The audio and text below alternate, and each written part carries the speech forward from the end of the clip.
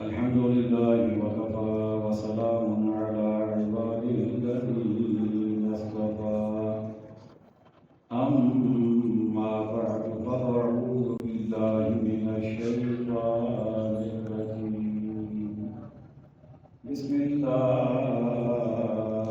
الرحمن الرحيم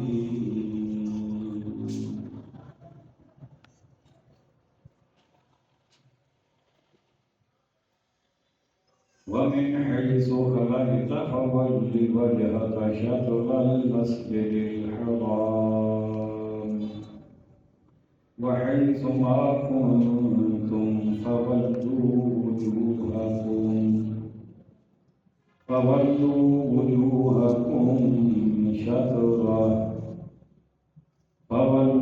وجوهكم شطره لئلا يكون للناس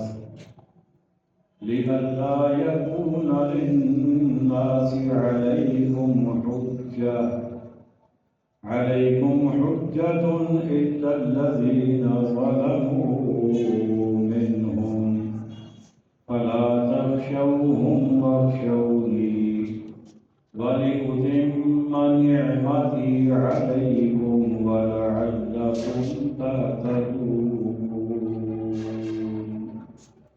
صدق الله مولانا العظيم مل کر پڑھیے صلی اللہ علیہ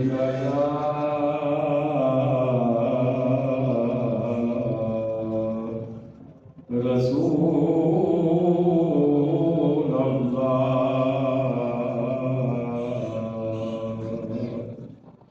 وسلم علیک یا حبیب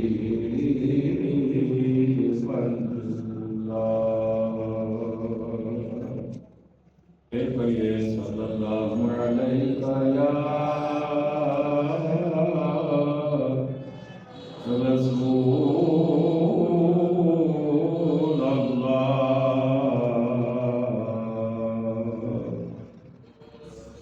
وسلم علیک یا حبیب اللہ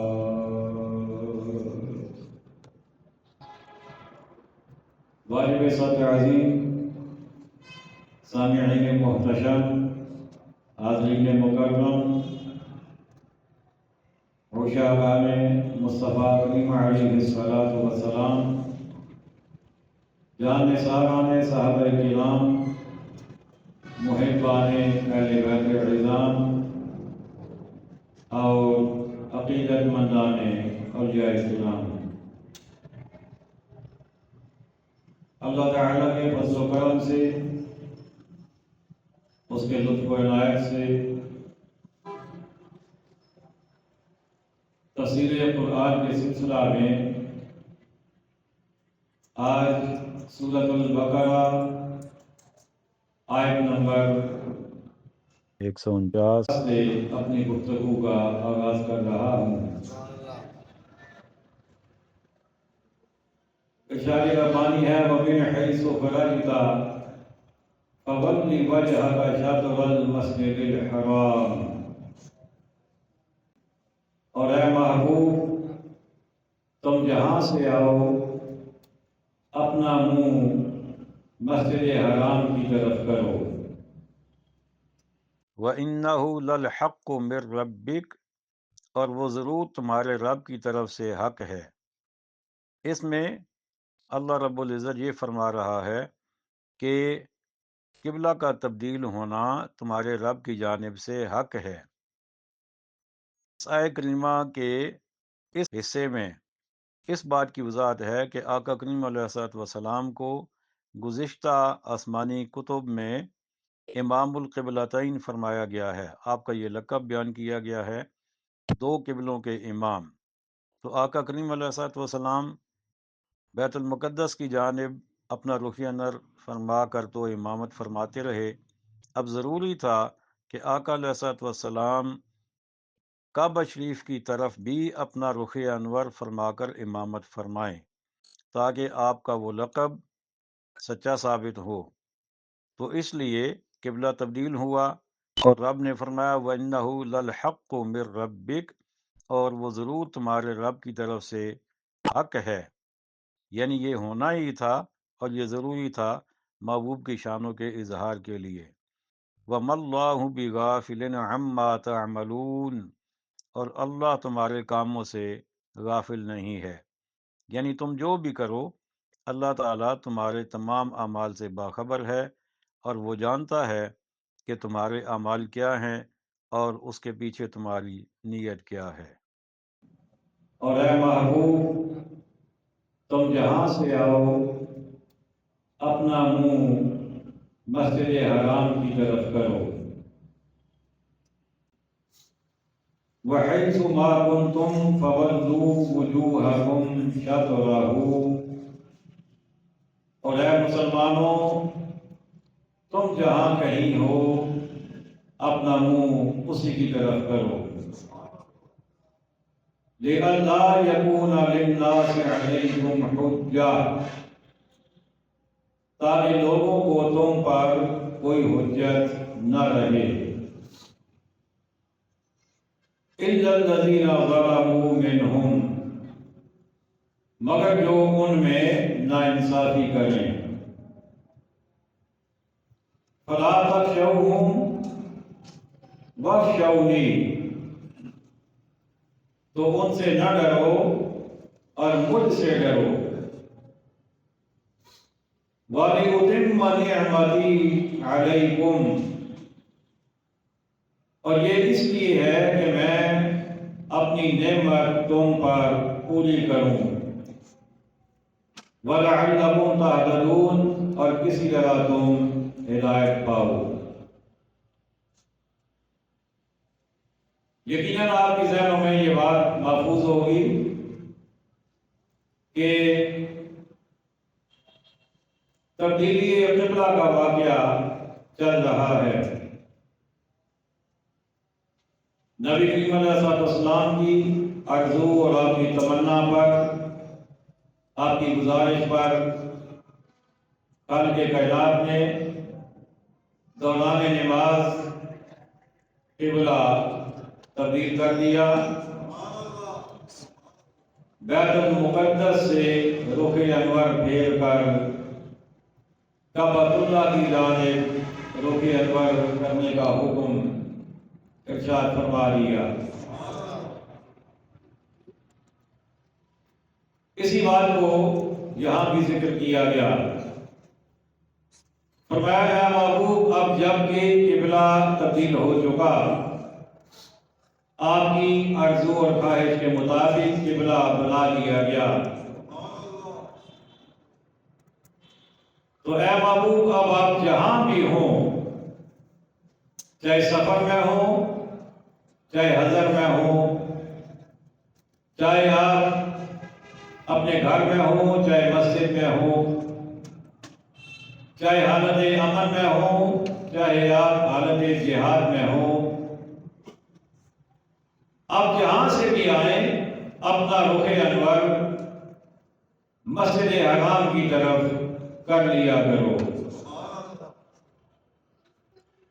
وَحَيْثُ مَا كُنْتُمْ فَوَلُّوا وُجُوهَكُمْ شَطْرَهُ، اور اسی کے ساتھ محبوب کے غلاموں کو بھی حکم دیا گیا کہ اے میرے محبوب کے غلاموں، تم بھی جہاں کہیں ہو اپنا منہ اسی کی طرف کرو،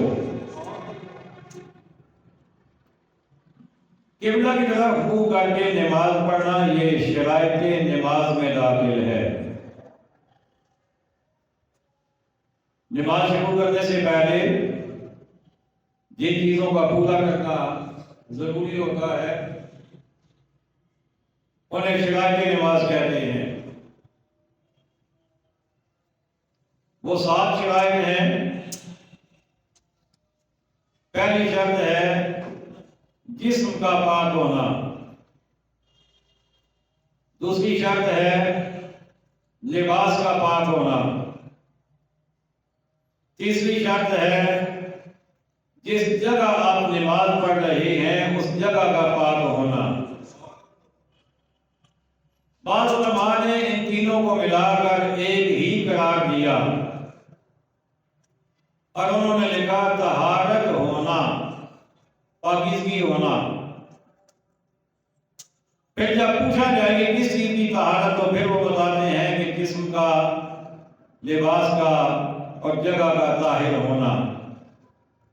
تو الگ الگ ان کو شمار کریں تو یہ تین ہو جاتی ہیں۔ اور چوتھی شرط ہے قبلہ کی طرف رخ کر کے نماز پڑھنا۔ چوتھی شرط ہے نماز کا وقت ہونا۔ کوئی نماز بھی اپنے وقت سے آگے پیچھے نہیں پڑھی جا سکتی۔ اگر وقت سے پہلے پڑھیں گے تو وہ بھی ادا کے زمرے میں نہیں آئے گی، وہ نوافل ہو جائیں گے۔ اگر وہ 3 رکعت نہیں ہے تو، اور اگر وقت کے بعد پڑھیں گے تو وہ قضا کہلائے گی۔ تو نماز کا وقت ہونا یہ بھی نماز کی شرائط میں شامل ہے۔ اور اس سے اگلی شرط ہے 70 ڈھانپنا۔ مرد کے لیے ناف سے لے کر گھٹنے کے نیچے تک اتنا ڈھانپنا یہ نہ صرف نماز کے لیے بلکہ ہر وقت ضروری ہے۔ بدقسمتی سے انگریزوں کی دیکھا دیکھی ہمارے نوجوانوں میں یہ ٹرینڈ عام ہوتا جا رہا ہے کہ گرمی کے موسم میں نکر اور بنیان پہن کر گھوم رہے ہوتے ہیں، جس میں سے ران صاف نظر آتی ہے، اور یہ بالکل حرام ہے۔ اور اسی طریقے سے بعض لوگ اس بات کا بھی دھیان نہیں کرتے، بڑے بھی، بچے تو بچے، بڑے بھی، کہ گرمی کے موسم میں جب گھر جاتے ہیں تو قمیض کے ساتھ اپنی بنیاد بھی اتار دیتے ہیں، اور ناف اور اس کے کچھ نیچے کا حصہ جو 70 میں شامل ہے وہ بھی ننگا کر دیتے ہیں، اور یہ بالکل حرام ہے۔ تو یہ نماز کی شرائط ہیں۔ ان میں سے ایک شرط یہ بھی ہے کہ قبلہ کی طرف رخ کیا جائے۔ جہاں ہمیں پتہ ہے کہ قبلہ ادھر ہے وہاں تو رخ کرنا ہی کرنا ہے، لیکن اگر کسی نئی جگہ ہم چلے جائیں، جیسے کسی زمانے میں پیدل چلنے کا دور تھا، اب بھی اگر پیدل سفر ہو اور کسی جگہ نماز کا وقت ہو جائے اور قبلے کا پتہ نہ ہو، تو حکم یہ ہے کہ کسی اور سے پوچھ لیا جائے، جاننے والے سے انتظار کیا جائے کہ نماز کے وقت کے اندر کوئی جاننے والا مل جائے، اس سے پوچھ کر قبلہ رخ ہو کر نماز ادا کی جائے۔ لیکن اگر وقت اتنا کم ہو جائے کہ اس کے بعد اگر انتظار کیا گیا تو نماز ضائع ہو جائے گی، تو پھر حکم یہ ہے کہ جس طرف آپ کا غالب گمان ہے اس طرف رخ کر کے آپ نماز شروع کر لیں۔ اور اس میں بڑی دلچسپ صورتحال علماء نے لکھی ہے۔ وہ فرماتے ہیں کہ ایک بندے نے جنگل میں کسی راستے پہ جاتے ہوئے نماز کا وقت ہو گیا، بتانے والا کوئی نہیں تھا، وقت بھی تنگ ہو گیا۔ اب اس نے اپنے اندازے سے ایک طرف رخ کیا، نماز شروع کر دی، ایک رکعت ادا کر چکا، دوسری کے لیے کھڑا ہوا تو اس سے ذہن میں آیا کہ نہیں، میں نے غلطی کر دی ہے، قبلہ ادھر نہیں تھا، قبلہ تو ادھر تھا۔ اسے یہ گمان غالب ہوگا کہ قبلہ ادھر نہیں ادھر ہے۔ علماء فرماتے ہیں نماز ہی میں وہ اپنا رخ اس طرف کر لے۔ اگر یہ رکعت ادا کرنے کے بعد پھر اسے یاد ہوا کہ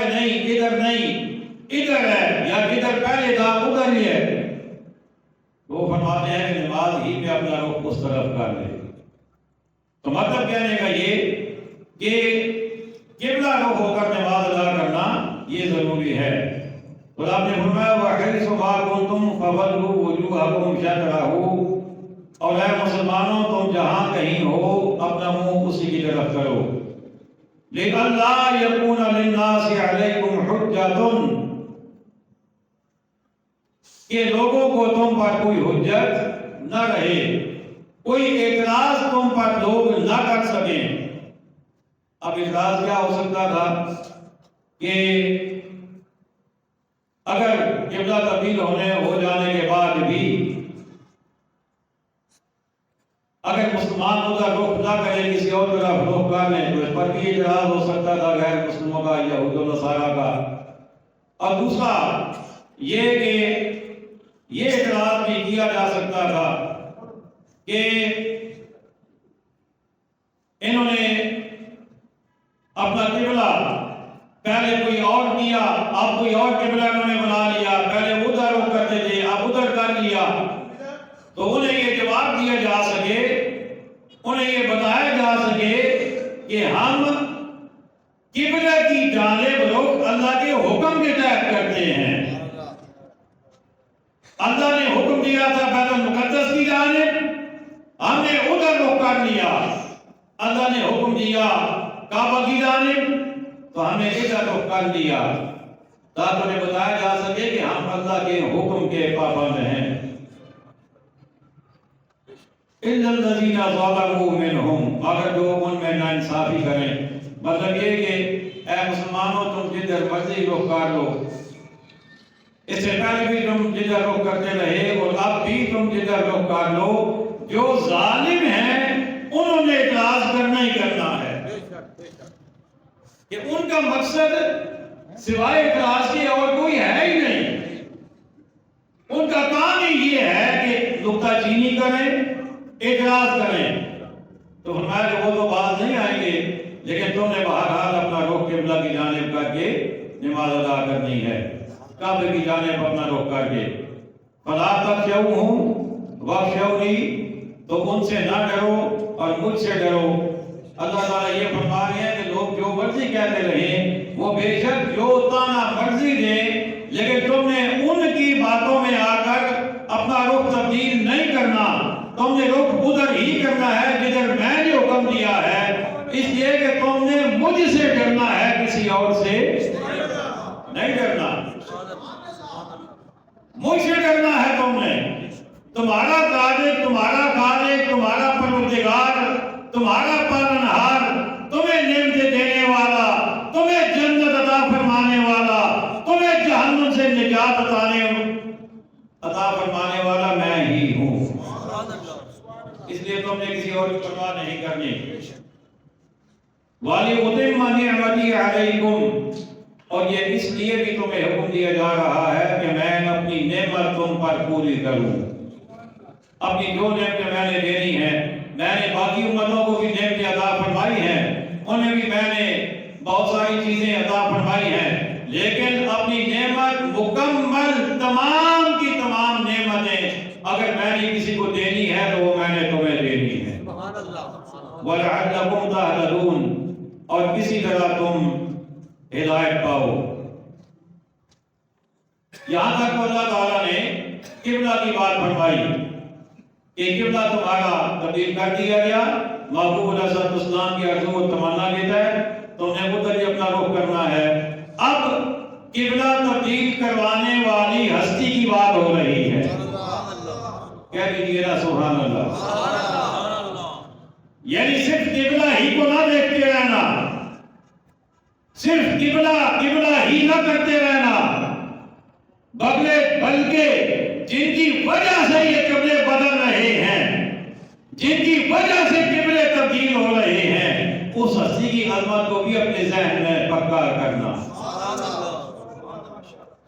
کما ارسلنا فیکم رسولا منکم، جیسے ہم نے تم میں بھیجا ایک رسول تم میں سے، ہم نے تم میں بھیجا ایک رسول تم میں سے، یعنی ایمان والوں میں بھیجا اور ایمان والوں میں سے ہی بھیجا،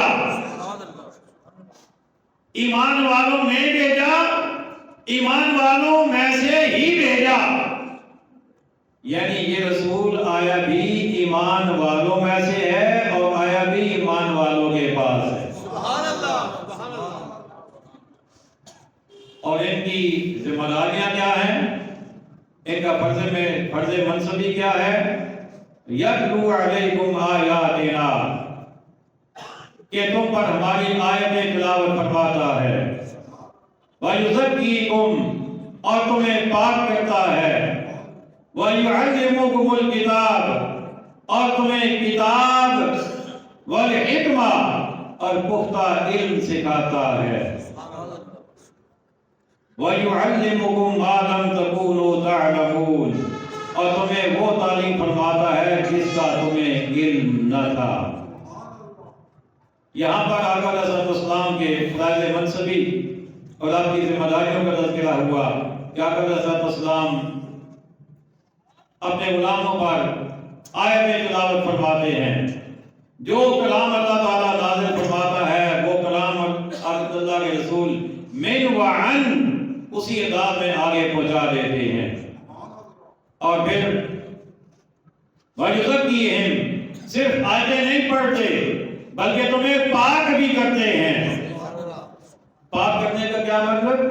کہ اپنی نظر عنایت جب وہ تم پہ ڈالتے ہیں، اپنی کرم کی نظر تم پر ڈالتے ہیں، اپنی شفقت والی نظر تم پہ ڈالتے ہیں، تو پھر تمہیں پاک ہونے کا جذبہ ملتا ہے، تمہیں اللہ کا قرب حاصل کرنے کا جذبہ ملتا ہے، وہ تمہیں پاک کرتے ہیں۔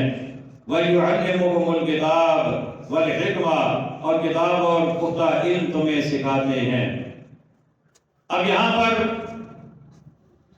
آگے بڑھنے سے پہلے بالخصوص یہ جو وَيُزَكِّيكُمْ کا لفظ ہے، اس پر توجہ فرمائیے کہ بعض لوگوں کا خیال یہ ہے کہ آقا علیہ السلام کے پاس کوئی اختیار نہیں ہے، اللہ نے آپ کو بس پیغام دے کے بھیجا، قرآن دے کے بھیجا، جبرائیل کو بھیجا، وہ کلام لے آتے ہیں اور آقا علیہ السلام پڑھ کر سنا دیتے ہیں، بس آپ کا اتنا ہی کام ہے، باقی کوئی اختیار آپ کے پاس نہیں ہے۔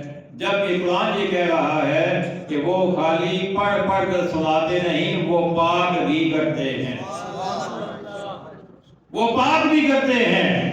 اس کا مطلب یہ ہوا کہ اللہ نے اپنے محبوب کو یہ بھی شان عطا فرمائی ہے، یہ مرتبہ، یہ مقام اور یہ منصب اور یہ عہدہ بھی عطا فرمایا ہے کہ آقا جس پر اپنی نظر عنایت فرما دیں، اللہ اس کی پلیدی کو دور فرما کے اسے پاک فرما دیتا ہے، اللہ اسے پاک فرما دیتا ہے۔ اللہ اکبر۔ لیکن یہاں پر ایک اور نقطہ بھی میں واضح کرتا چلوں، شاید کوئی بندہ یہ بھی کہے، اس کے ذہن میں یہ سوال آ جائے کہ فلان بھی آپ کے پاس آئے تھے تو انہیں آپ نے پھر پاک کیوں نہیں کیا، انہوں نے ایمان قبول کیوں نہیں کیا؟ اگر آپ یہ کر سکتے تھے تو اس کا بڑا خوبصورت جواب یہ ہے، اس کا جواب یہ ہے کہ آقا علیہ السلام تو چاہتے ہیں کہ سب پاک ہو جائیں، آقا علیہ السلام چاہتے ہیں کہ سب پاک ہو جائیں، لیکن اللہ اسے پاک کرتا ہے جو اللہ کے محبوب کو چاہتا ہے۔ نعرہ تکبیر، نعرہ رسالت، نعرہ تحقیق، نعرہ حیدری، تاجدار ختم نبوت، تاجدار ختم نبوت، خطیب اہل سنت۔ آقا تو رحمت للعالمین جو ہوئے، آپ تو سارے جہانوں کے لیے رحمت بن کر جو آئے، آپ تو چاہتے تھے کہ عتبہ بھی کلمہ پڑھ لے، شیبہ بھی کلمہ پڑھ لے، ابو جہل بھی کلمہ پڑھ لے اور ابو لہب بھی کلمہ پڑھ لے، آپ تو چاہتے تھے کہ ابن ابی بھی کلمہ پڑھ لے، ہر کوئی کلمہ پڑھ کے میرے دین میں آ جائے، لیکن جس نے ایک مرتبہ بھی میلی آنکھ سے مصطفیٰ کو دیکھا، رب نے کہا محبوب اسے نہیں آنے دوں گا، اسے نہیں آنے دوں گا۔ مخالفت کرنے والوں کو اللہ نے معاف کر دیا، لیکن گستاخی کرنے والوں کو اللہ نے معاف نہیں کیا۔ اللہ اکبر۔ رب نے فرمایا محبوب تو چاہتا ہے کہ سب پاک ہو جائے، لیکن میں پاک اسے ہی کروں گا جو تجھے چاہے گا، جو تیری عظمت اپنے دل میں جاگزی کرے گا۔ وَيُعَلِّمُكُمُ الْكِتَابَ وَالْحِکْمَةَ، اور یہ محبوب کتاب اور پختہ علم سکھاتا ہے۔ یہ پختہ علم کیا ہے؟ یہ فقہ ہے۔ علماء فرماتے ہیں یہ فقہ کا علم ہے۔ اب بعض لوگ وہ ہیں جو فقہ سے بڑے دور بھاگتے ہیں، وہ یہ کہتے ہیں کہ فقہ کوئی چیز نہیں ہے، ہمارے پاس قرآن اور حدیث موجود ہے تو فقہ کی ضرورت کیا ہے؟ یہ تو قرآن حدیث سے ہٹ کر کوئی نئی چیز تم نے گھڑ لی ہے۔ اس بات کو توجہ سے سنیے گا۔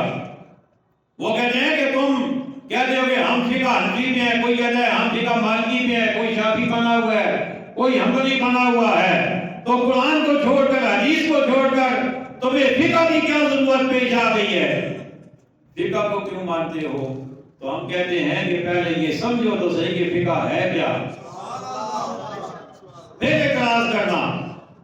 اب میرے سامنے قرآن موجود ہے، میں اجمی ہوں، میری زبان عربی نہیں ہے، میں عجم میں پیدا ہوا، میں اگر مدرسے میں 10 سال پڑھ بھی لوں تب بھی میں اتنا بڑا عالم نہیں بن سکتا کہ میں قرآن کو خود سے ہر چیز کو سمجھ سکوں۔ اسی طرح حدیث ہے، وہ بھی عربی میں ہے، وہ بھی ہم خود سے نہیں سمجھ سکتے۔ تو جنہوں نے زندگی ساری علم دین پڑھنے میں سیکھنے میں گزاری ہے، انہوں نے قرآن کو بھی سامنے رکھا، انہوں نے حدیث کو بھی سامنے رکھا، انہوں نے قرآن حدیث سے مسائل کو سمجھ کر آسان کر کے جو علم مرتب کیا، جو چیز ہمارے سامنے پیش کی، اس کا نام فقہ ہے۔ یہ قرآن حدیث سے کوئی الگ چیز ہے ہی نہیں۔ وہ تو بندہ ہے ہی بڑا بے عقل جو یہ کہتا ہے کہ فقہ کوئی نئی چیز ہے۔ یہ نئی نہیں ہے، یہ تو ایک قرآن حدیث سے اخذ کی ہوا علم ہے۔ عام آدمی کو قرآن سمجھ نہیں آتا، انہوں نے سمجھ کے آسان کر کے بتا دیا کہ اس آیت سے یہ مسئلہ ثابت ہوتا ہے، یہ ثابت ہوتا ہے، یہ ثابت ہوتا ہے، اس کا نام فقہ ہے۔ انہوں نے حدیثوں کو سامنے رکھا، انہوں نے کہا کہ اس حدیث سے یہ مسئلہ ثابت ہوتا ہے، یہ ثابت ہوتا ہے، یہ ثابت ہوتا ہے، اس کا نام فقہ ہے۔ اور یہ کوئی نئی چیز ہے نہیں ہے۔ اور علماء فرماتے ہیں یہاں حکمت سے مراد فقہ ہے کہ اللہ تعالیٰ نے فرمایا وَيُعَلِّمُكُمُ الْكِتَابَ وَالْحِکْمَةَ، یہ محبوب تمہیں کتاب کی تعلیم بھی دیتا ہے۔ کتاب سے مراد ظاہر قرآن مجید ہے جو اللہ نے نازل کیا، کتاب سے مراد تو قرآن ہے، لیکن یہ حکمت کیا ہے؟ حکمت یہ ہے کہ قرآن سے جو مسائل آگے ثابت ہوتے ہیں وہ بھی آقا اسلام اپنے غلاموں کو بتاتے تھے، وہ بھی بتاتے تھے اپنے غلاموں کو۔ آپ اگر احادیث کی کتابوں کا مطالعہ کریں تو آپ کو صحابہ کرام جن کی زبان ہی عربی تھی، جو عرب میں پیدا ہوئے، جو اپنے وقت کے فصیح و بلیغ انسان تھے، وہ بھی آقا حضرت اسلام سے سوال کرتے ہوئے نظر آتے ہیں، آپس میں ایک دوسرے سے سوال کرتے ہوئے نظر آتے ہیں کہ یہاں اس لفظ کا کیا معنی ہے، یہاں اس لفظ سے کیا مراد ہے، یہاں اس سے کیا مراد ہے۔ تو یہ جو کچھ انہیں بتایا جاتا رہا، اسی کا نام تفسیر ہے، اسی کا نام فقہ ہے۔ اللہ اکبر۔ تو آپ نے فرمایا وَيُعَلِّمُكُمُ الْكِتَابَ وَالْحِکْمَةَ، فرمایا یہ محبوب تمہیں کتاب اور پختہ علم سکھاتا ہے۔ وَيُعَلِّمُكُمْ مَا لَمْ تَكُونُوا تَعْلَمُونَ،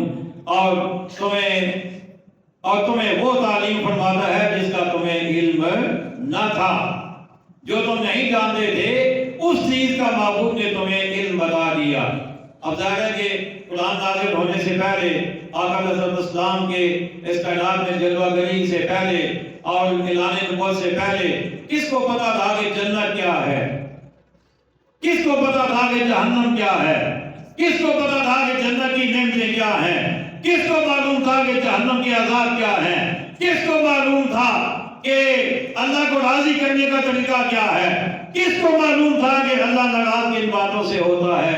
تو تو یہ ساری باتیں ہمیں اللہ کے محبوب نے سکھائی ہیں۔ فرمایا جو تم نہیں جانتے تھے وہ اس نے تمہیں سکھا دیا۔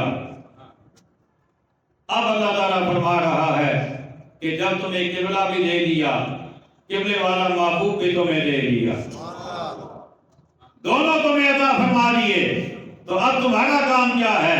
فاذکرونی، تم میرا ذکر کرو۔ کیا کرو؟ تم میرا ذکر کرو۔ قبلہ مقرر کرنے کا مقصد بھی اللہ کا ذکر ہے، اور آقا رسول اللہ اسلام کو، باقی انبیاء کو، کتابوں کو بھیجنے کا بھی فقط ایک مقصد ہے کہ اللہ کا ذکر کیا جائے، اللہ کو راضی کیا جائے۔ اچھا، پھر جب تم میرا ذکر کرو گے تو تمہیں فائدہ کیا ہوگا؟ فرمایا فاذکرونی اذکرکم، فرمایا تم مجھے یاد کرو گے، میں تمہارا چرچا کروں گا، میں تمہارا چرچا کروں گا۔ اب دیکھیں نا، کتنی ہستیاں ایسی گزر چکی جنہیں اس دنیا سے گئے ہوئے سینکڑوں سال بیت چکے، صدیاں بیت چکی، آج بھی ان کا نام جب زبان پہ آتا ہے تو دل میں ٹھنڈک پہنچتی ہے۔ آج بھی جب ان کا نام ہمارے کانوں کے اندر پہنچتا ہے، ہمارا دل ٹھنڈک محسوس کرتا ہے۔ اللہ اکبر، اس لیے کہ اللہ کا وعدہ پورا ہو رہا ہے کہ تم میرا ذکر کرو، میں تمہارا چرچا کروں گا۔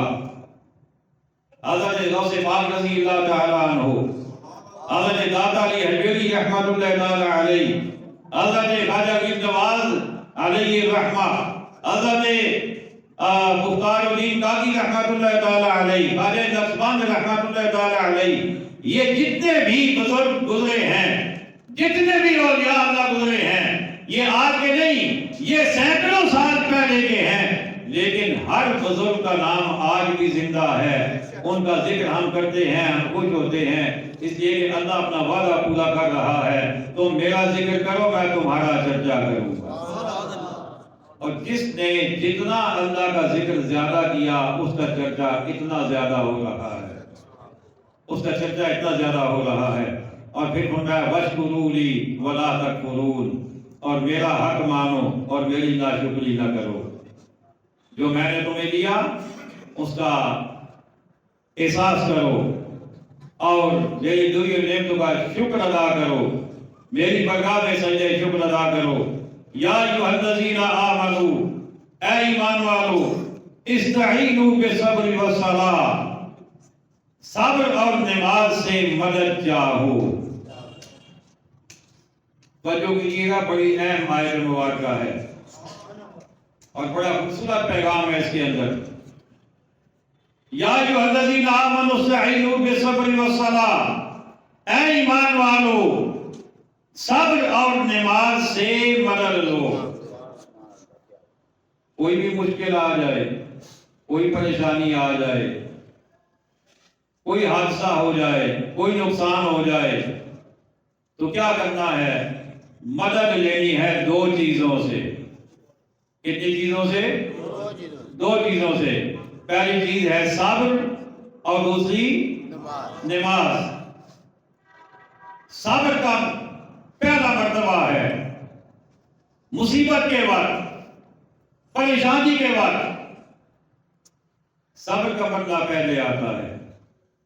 کسی کا بیٹا فوت ہو گیا، کسی کا ایکسیڈنٹ ہو گیا، کسی کی جیب کٹ گئی، کسی کا مکان گر گیا، کسی کی دکان جل گئی، کوئی نقصان ہو جائے تو سب سے پہلا مرحلہ صبر کا ہے۔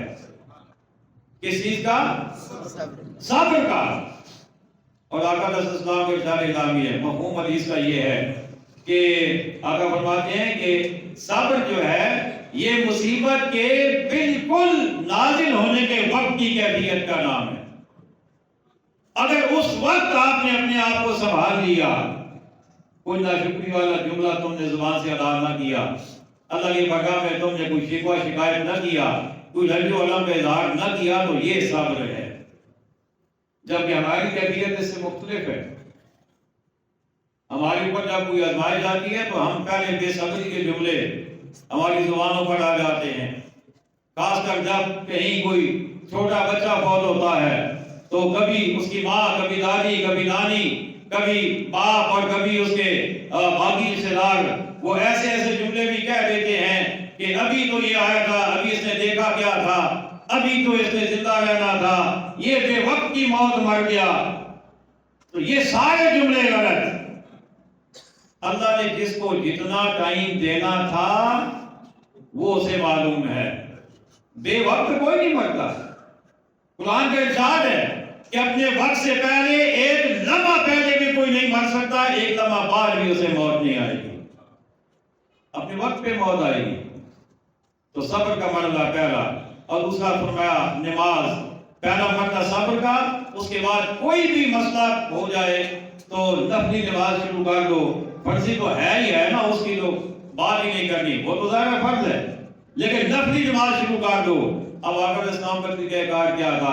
آقا علیہ السلام بھی کوئی بھی مصیبت کوئی پریشانی آ جاتی تو آقا علیہ السلام نماز فرماتے تھے، نماز ادا فرماتے تھے۔ جب سورج گرہن ہو جائے تو کیا حکم ہے ہمیں؟ جب سورج کے آگے پردہ آ جائے، سورج گرہن ہو جائے، آقا نے فرمایا نماز ادا کرو۔ جب چاند گرہن ہو جائے، آقا فرماتا ہے نوافل ادا کرو۔ اسی طریقے سے کوئی حاجت پیش آ جائے، نفل ادا کرو۔ کوئی استخارہ کرنا ہے، اس سے پہلے نوافل ادا کرو۔ مطلب یہ کہ کوئی بھی مسئلہ آ جائے تو نماز سے مدد لینی ہے اور سب سے مدد لینی ہے۔ ان دو چیزوں کو ہم نے ہمیشہ اگر اپنے ساتھ پکا کر لیں تو ہماری زندگی بڑی آسان ہو جائے، بڑی آسان ہو جائے۔ اب میں اسی آیت پر ایک اور انداز سے آپ سے بات کرنا چاہ رہا ہوں، توجہ کیجیے گا۔ بعض لوگوں کا کہنا یہ ہے کہ اللہ کے سوا کسی سے مدد نہیں مانگنی چاہیے۔ کیا میں نے کہا؟ اللہ کے سوا کسی سے مدد نہیں مانگنی چاہیے، جبکہ اللہ کہہ رہا ہے کہ اے ایمان والو صبر اور نماز سے مدد مانگو، چاہو۔ سوال یہ ہے کہ کیا صبر اللہ ہے؟ نہیں ہے نا، بولیے نا۔ کیا نماز خدا ہے؟ نہیں ہے نا۔ تو وہ رب ہو کر خود اپنے علاوہ چیزیں ہمیں بتا رہا ہے کہ میں تو مدد کرتا ہی ہوں، لیکن درمیان میں اگر کوئی وسیلہ لے کے آؤ گے تو تمہاری اس بات کو میں جلدی قبول فرما لوں گا۔ صبر بھی وسیلہ ہے، نماز بھی وسیلہ ہے۔ مدد کرنی کس نے ہے؟ کس نے مدد کرنی ہے؟ اللہ نے مدد کرنی ہے۔ اللہ کے علاوہ کوئی مدد نہیں کر سکتا، وہی مدد کرنے والا ہے۔ لیکن وہی کہہ رہا ہے کہ صبر کی جانب پڑھو، وہی کہہ رہا ہے کہ نماز کی جانب پڑھو۔ مطلب یہ کہ صبر کا وسیلہ لاؤ گے جلدی تمہاری بات قبول کر لوں گا، نماز کا وسیلہ لاؤ گے جلدی تمہاری بات قبول کر لوں گا۔ اب میں یہ کہتا ہوں اگر صبر میرا عمل ہے، صبر کیا ہے؟ یعنی جس پر کوئی مصیبت آئی یہ اس کا عمل ہے، جس پر کوئی مصیبت آئی نماز اس کا عمل ہے۔ اگر میرا اپنا عمل اس قابل ہے کہ میں اسے وسیلہ بنا سکتا ہوں قرآن کی روشنی میں، تو جنہوں نے ساری زندگی اللہ اللہ کی ہے انہیں وسیلہ بنانے میں کیا مسئلہ ہے؟ اگر اللہ تعالیٰ ہمیں عقائد صحیحہ اور ہمارے سارے کی توفیق عطا فرمائے۔ وما علینا الا البلاغ المبین۔